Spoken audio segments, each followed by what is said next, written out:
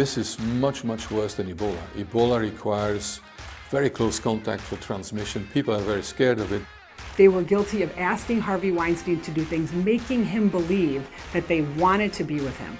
We should not go in and trash an area of the globe about which we know hardly anything. Marie Curie was extraordinary through and through. She won 2 Nobel Prizes, and I think it's sort of, in a way for me, the great force is you win one and you're not satisfied, so you win it in physics, you retrain in chemistry and you win it again.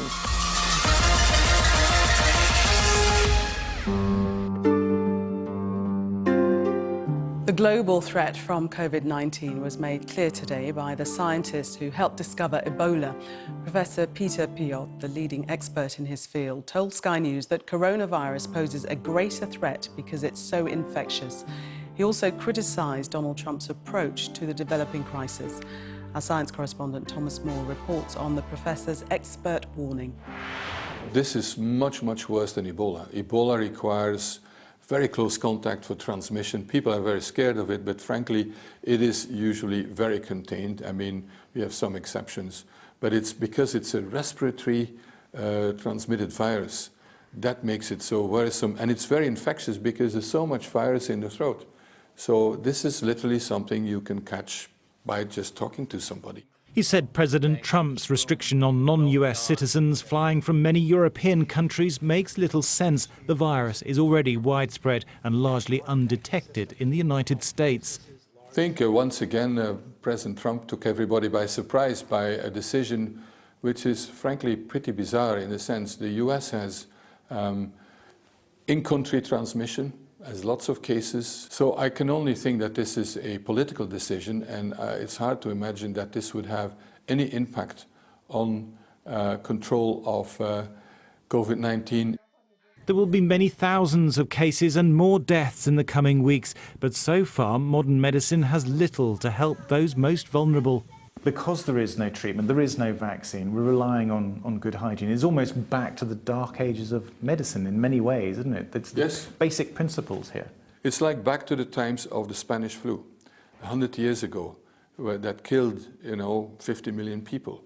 However, we have antibiotics that can treat pneumonia, there are respirators, we are better equipped, and I'm quite optimistic that, okay, let's say by April, sometime in April, we will have effective therapy. There's reasonable hope that we will know soon. Vaccine, that's going to take a much longer time. Boris Johnson described the outbreak as the worst public health crisis in a generation. So is the UK doing enough to combat it while much of mainland Europe is taking much more drastic measures, including the closure of schools? The Prime Minister is facing criticism, but from both scientists and from the former Conservative Health Secretary Jeremy Hunt for not taking tough enough action to contain the virus's spread.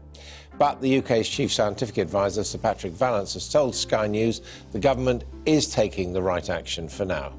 The UK has actually done a good job of contact tracing and isolating. So the first phase of this means that we're a little bit behind in terms of where the outbreak is compared to others.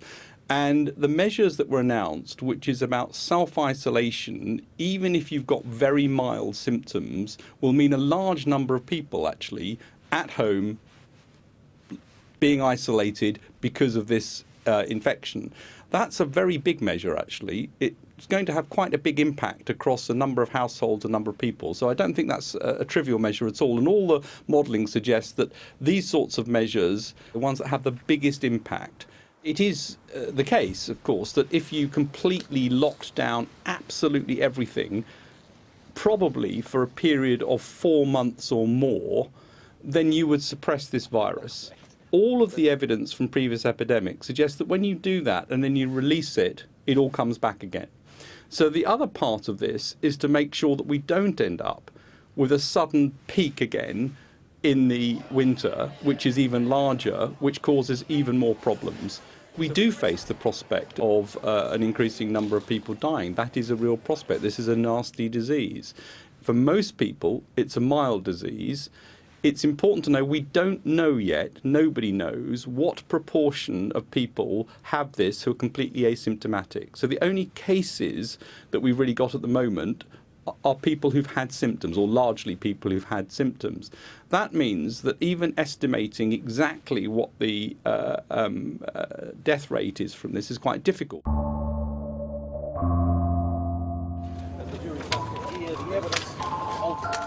Donna Rotunno is unflinching in her loyalty towards Harvey Weinstein. Known as a legal Rottweiler, she has a formidable record defending men in sex assault cases. You were accused during the trial of taunting witnesses, of bringing them to tears, of inducing panic attacks. How do you reflect on that now? You know, the people that criticized me, I don't think they really think about the big picture, and I don't understand what they were hoping for. Were they hoping that we would let people walk into a courtroom, tell their stories, and not be asked any questions? It doesn't make any sense. That's not how a court procedure works. Weinstein's conviction is seen as a landmark moment in the Me Too movement. The trial obviously had little forensic evidence. It had zero forensic evidence. So it was down to the testimony of these women, and ultimately that was accepted by the jury. Do you accept that things are changing in the way these kinds of cases are tried? If this becomes a pattern or a model for the way juries decide cases, I think every single person who finds themselves charged with a crime should be concerned. Because if we are finding people guilty where there are mountains of doubt and very little evidence, if any at all, I think we need to question what the justice system looks like. But when you have sexual assault cases, the idea of a woman coming to police with a test tube of evidence just isn't realistic, is it? Isn't this a positive thing to be hearing, that's not true. It's not about realistic. Women? No, but the question is, do you have to believe someone just because they make a statement? If you're looking at it through a moral lens, everyone's guilty. But that's not what we do in a criminal justice system. That's not how it works. These women were guilty? They were guilty of a lot of things. They were guilty of using Harvey Weinstein. They were guilty of asking Harvey Weinstein to do things, making him believe that they wanted to be with him, that they wanted to spend time with him, and then get up on a witness stand and call him disgusting, sending him letters saying, "Miss you, big guy." Did that behavior warrant sexual assault? We're talking about two different things. You're asking me if the women were guilty. I'm telling you that they were guilty of certain things. No behavior warrants sexual assault.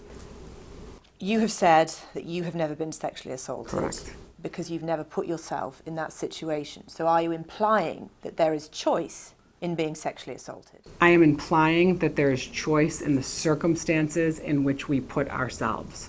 But you seem to be accepting of a world where there are sexual predators and it's up to women. No, I'm a realist. To change their lives to accommodate that. Not at all. I'm accepting of a world that bad things happen in. It's unrealistic to think that it doesn't. What about the man's role in this? I don't think men have any power anymore. How does a man have power today if a woman can say anything she wants and they're going to be believed? That takes away every ounce of power that a man has. The pendulum is swinging so far in another direction that I think it's dangerous and scary. And nobody's going to change my mind about that.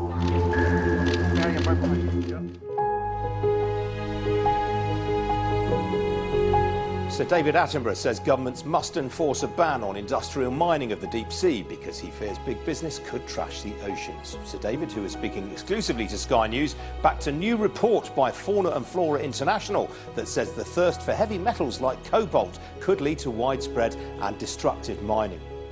The world has become very anxious to get hold of rare metals, which till now have been found in places in Africa particularly, which we use in many of the modern electronic apparatus, particularly batteries.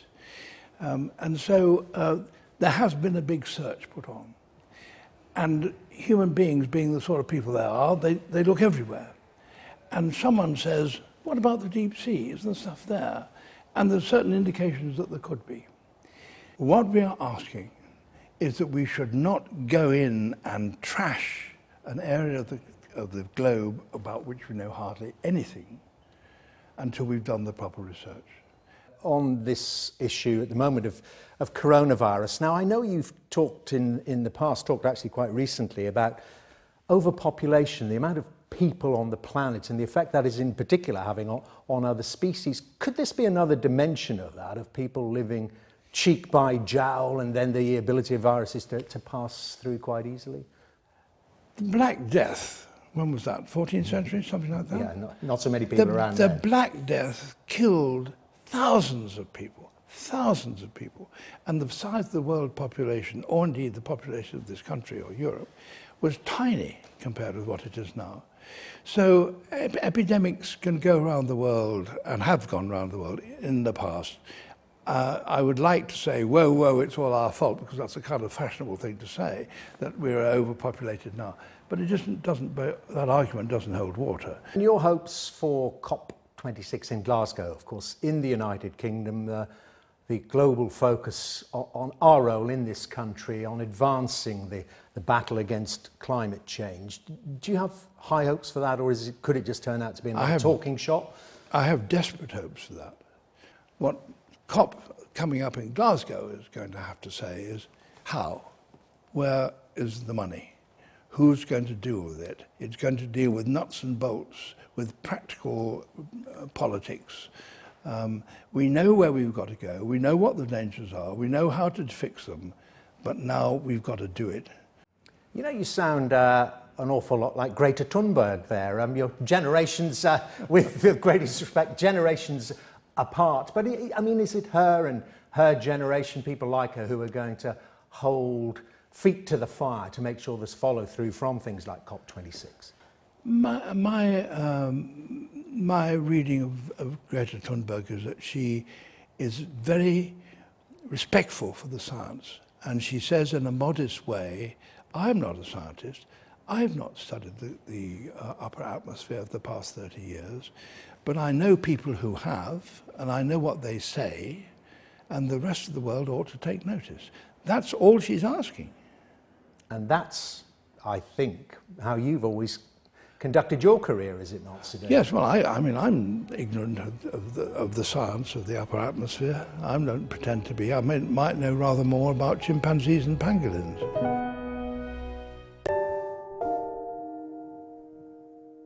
Now, back in December 2018, British backpacker Grace Mullane was murdered by a man she had met for a date in New Zealand. Speaking after her killer was convicted, Grace's father said her family's lives had been ripped apart. But now a project that started as a small way to honour her memory and channel their grief has gone worldwide. Well, inspired by Grace's love of handbags, the family started collecting them.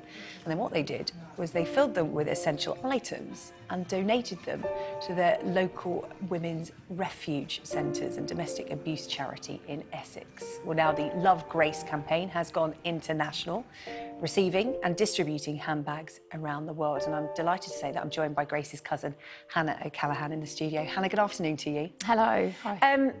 What a wonderful way to honour Grace. Talk to me about how this started, because it must have been, well, such a heart-wrenching and difficult time for your family. So to find a positive way to channel your energy and focus your mind, how did it lead you to this? When Grace was murdered in New Zealand, the White Ribbon charity worked with local people and the New Zealanders to hold vigils and to raise awareness. And then we decided in the UK we wanted to do something similar. So we've been working with the White Ribbon charity, we've been fundraising for them. And what they do is they raise awareness of domestic abuse, violence, male violence against women. And we thought, you know, that was what we can use our platform to raise awareness for. Now we're looking at 6,500 bags that have been donated and distributed worldwide, not just in the UK. So we've had New Zealand, USA, Canada, all wanting to run appeals on our behalf, and we're about to set one up in Australia as well, which is fantastic. This is what I love about the message on the card, telling the woman who receives this vital bit of kit that will mean so much to them at the lowest point in their life, is that it tells them about Grace. Because often when you speak to women who have been a victim of domestic abuse, or charities who help women of domestic abuse, is that women so easily become statistics when it comes to this. But it's important to remember the stories of those women, because they are women, they are people, they are not just victims, they are not just numbers. Is that what you tried to do here by reminding people of who Grace was before she made the headlines? Yes, everybody knows Grace's story, but we wanted to tell them about Grace. You know, she was fun-loving, family-orientated, and just wanted to travel. So we wanted to tell them a little bit about her, because she could have been anybody's sister, cousin, daughter. So I think it resonates a lot with people because they can see themselves in Grace when they read that message. And Hannah, how has this helped you and your family? Because obviously this happened to Grace in New Zealand. Not all of your family could go over there and fight the fight for Grace and grieve over there and go through that. Many of you will have had to watch it unfold from the UK. Has this been a good way of coping? Yeah, it's a practical thing for us to do. We wanted to use our platform to raise awareness. It's incredibly cathartic for us to be able to go through the bags and to pack them and to then deliver them to these centres. And it's not going to bring her back, but if we can use what happened to her to stop it happening to others, then that's all we can do.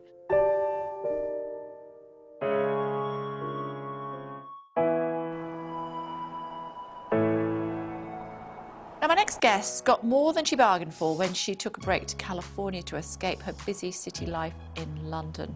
Claire Nelson is here to tell us more about her trip to the Joshua Tree Park in California. Hi. Hi. What happened? I was hiking in Joshua Tree. I'd been hiking there for a couple of weeks, and I was doing a long day hike when I was trying to cross some boulders and I fell 25 feet. I shattered my pelvis, so I couldn't walk and I couldn't sit up. And I realised I didn't have any phone signal, and I hadn't told anybody where I was going. Then I was out there for 4 days and 3 nights. 4 days? Yeah.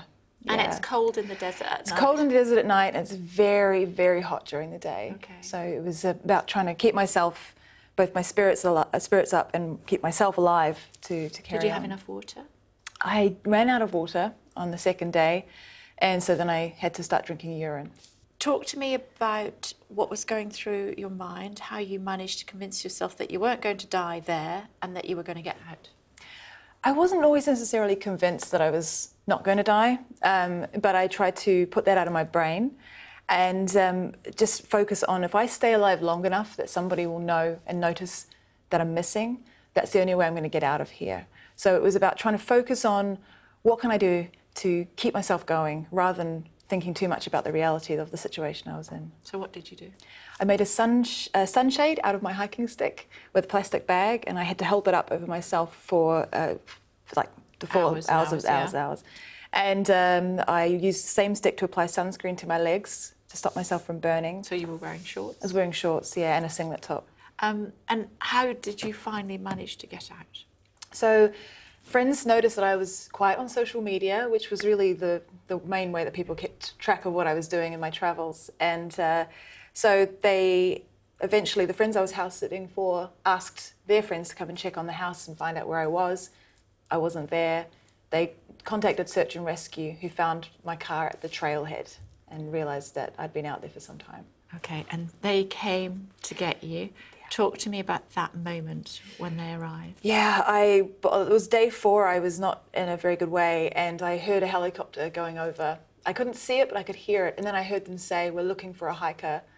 And I had to wave my stick as much as I could to get their attention. And it took them coming over 2 more times before I heard them say the words, "We see you and we're going to come and get you." And I will never forget those words. They're in my brain for forever. How long did it take you to recover?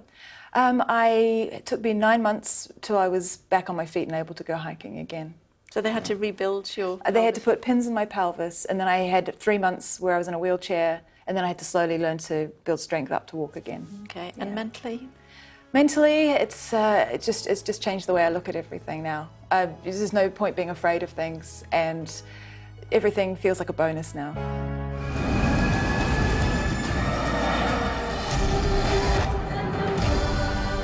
I've discovered a new element.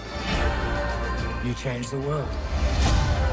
Marie Curie was extraordinary through and through. She won 2 Nobel Prizes, and I think it's sort of, in a way for me, the great force is you win one and you're not satisfied, so you win it in physics, you retrain in chemistry, and you win it again.